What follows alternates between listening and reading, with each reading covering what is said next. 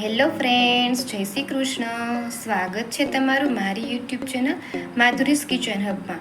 આજે આપણે બનાવીશું ટોપરાના લાડુની રેસીપી, જે ખાવામાં એકદમ ટેસ્ટી લાગે છે. તો ચાલો આપણે રેસીપી બનાવવાનું સ્ટાર્ટ કરીએ. તો તેના માટે મેં એક પેન લીધી છે. હવે આપણે તેમાં 1/4 કપ જેટલું ઘી લેશું, ગરમ કરેલું.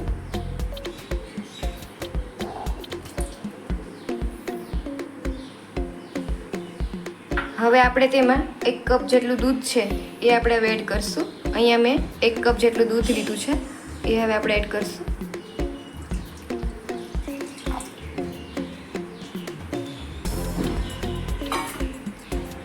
હવે આપણે તેમાં 1 કપ જેટલો મિલ્ક પાવડર છે એ આપણે હવે એડ કરશું.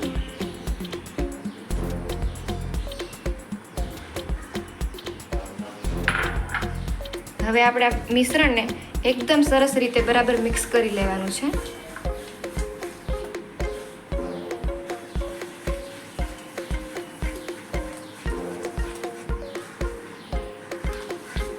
આમાં કોઈ પણ જાતના ગાંઠા ના રહે એ રીતે આપણે મિશ્રણને મિક્સ કરવાનું છે.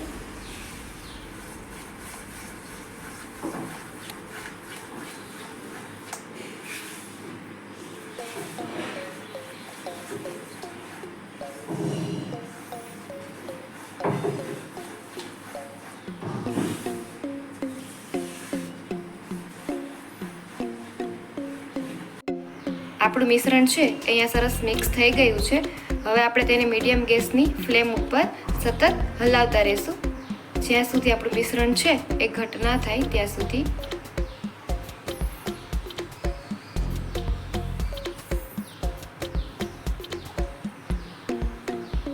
ગેસની ફ્લેમ આપણે અહીંયા મીડિયમ જ રાખવાની છે.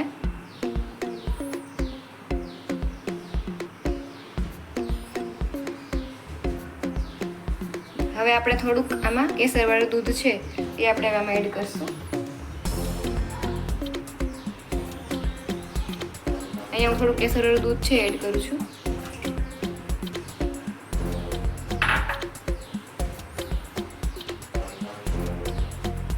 હવે આપણે સરસ મિક્સ કરશું અને સતત હલાવતા રહેવાનું છે.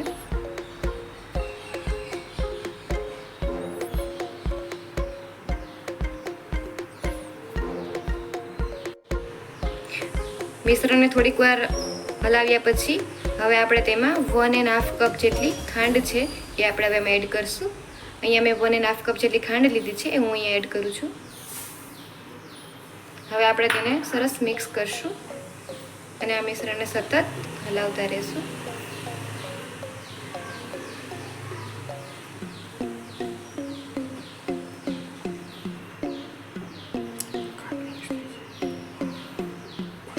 આપણે સરસ ખાંડને મિક્સ કરી લેવાની છે.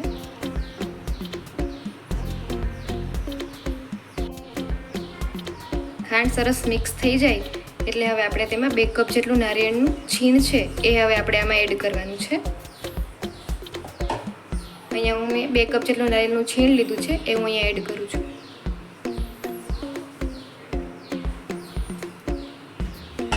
હવે આપણે તેને સરસ મિક્સ કરશું.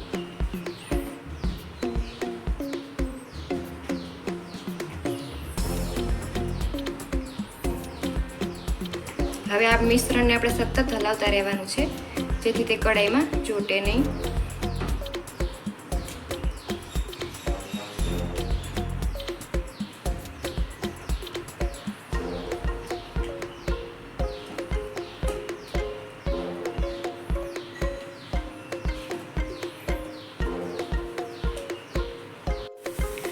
હવે આપણું મિશ્રણ છે એ સરસ મિક્સ થઈ ગયું છે.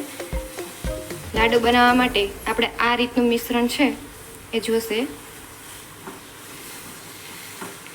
હવે આ મિશ્રણ ઠંડુ થાય એટલે હવે આપણે તેના લાડુ વાળી લેશું અને ગેસની ફ્લેમ આપણે અહીંયા બંધ કરી દઈશું. અહીંયા આપણું મિશ્રણ છે એ સરસ ઠંડુ થઈ ગયું છે, તો હવે આપણે તેના લાડુ વાળી લેશું.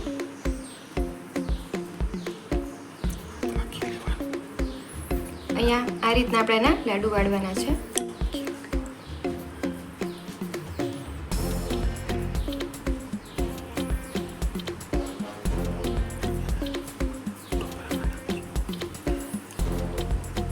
હવે હવે આપણે તેને ટોપરાનું છીણ છે એનાથી આપણે તેને કોટ કરી લઈશું.